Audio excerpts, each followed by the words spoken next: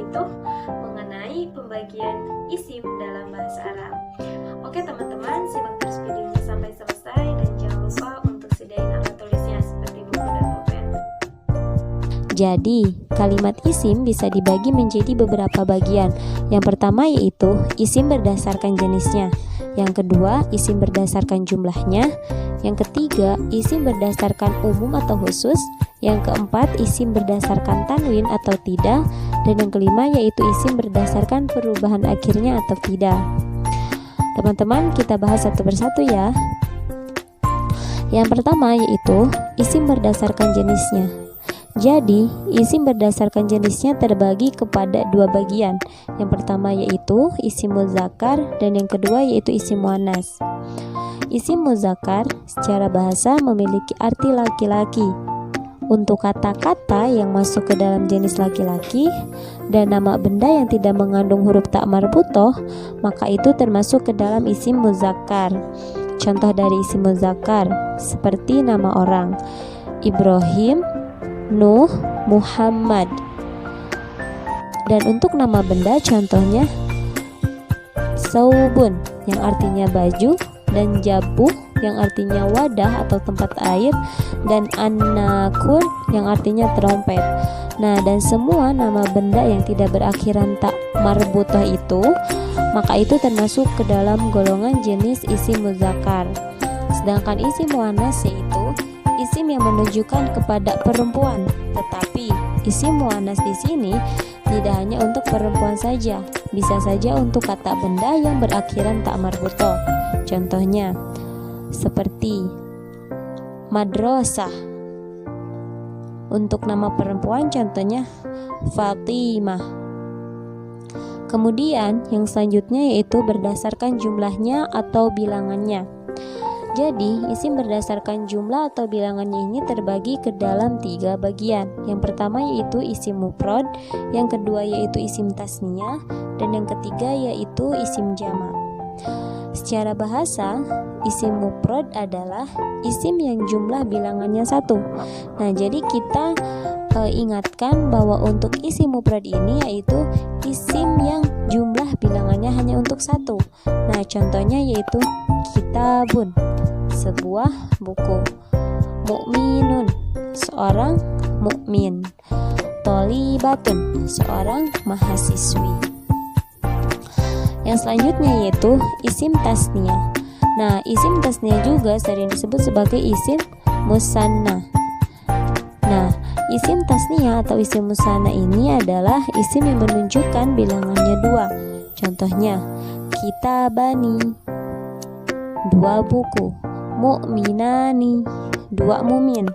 Tentukan isim tasniyah atau musanna dengan menambahkan huruf alif dan nun, kasroh atau ya, dan nun kasroh pada akhir isim mufradnya. Seperti contohnya tadi kitabani. Nah, itu di akhir terdapat tanda alif dan nun kasroh. Nah, itu termasuk ke dalam isim tasniyah atau isim musanna. Nah, yang selanjutnya yaitu isim jama'. Nah, isim jama' adalah isim yang jumlah bilangannya lebih dari 2, bisa saja 3 dan seterusnya. Intinya yang lebih dari 2 bilangan itu termasuk ke dalam isim jama'. Yang selanjutnya yaitu isim berdasarkan pembagian umum khusus. Nah, ini terbagi ke dalam 2 bagian. Yang pertama yaitu isim ma'rifah dan yang kedua yaitu isim nakirah. Isim ma'rifah yaitu isim yang menunjukkan makna khusus. Contohnya Ibrahim. Nah, kan itu sudah khusus ya, sudah nama orang. Nah, isim nakirah ialah isim yang menunjukkan makna umum. Tanda isim nakirah yang paling mudah ialah dengan adanya tanwin. Contohnya qolamun, madrasatun. Nah, jadi secara sederhana isim ma'rifah itu isim yang menunjukkan makna khusus, sedangkan isim nakirah yaitu isim yang menunjukkan makna umum dan ditandai dengan adanya tanwin di akhir kalimat. Yang selanjutnya yaitu isim berdasarkan tanwin atau tidak. Nah, yang dimaksud di sini yaitu ada yang bisa menerima tanwin, yaitu yang disebut dengan isim munsharif, dan ada yang tidak bisa menerima tanwin, yaitu yang disebut dengan ghair munsharif. Nah, contoh isim munsharif yaitu isim yang dapat menerima tanwin. Contohnya seperti naqadun, yaitu yang artinya rusak, nuqatatun yang artinya titik, dan mustangqaun yang artinya tempat merendam. Jadi isim munsharif ini yaitu bisa ditandai atau bisa menerima tanwin. Kemudian yang selanjutnya yaitu contoh isim ghair munsharif, yaitu kalimat isim yang tidak bisa menerima tanwin.